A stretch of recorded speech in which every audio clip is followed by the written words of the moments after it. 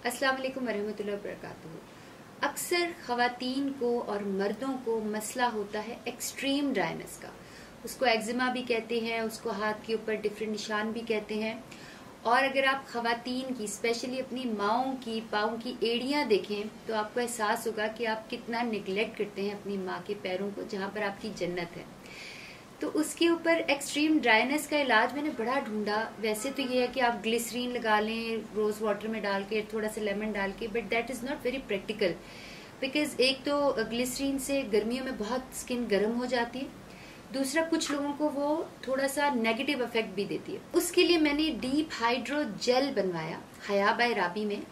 ये extreme dryness, आपकी एड़ियां फटी हुई हैं, आपके हाथों के ऊपर लाइनें हैं, या आपके माथे के ऊपर फाइन लाइंस हैं, ये सब ड्राइनेस से होता है। अगर ऐसा कोई भी मसला है तो आप रात को इसको लगा के सो जाएं। लेकिन this is the best hydro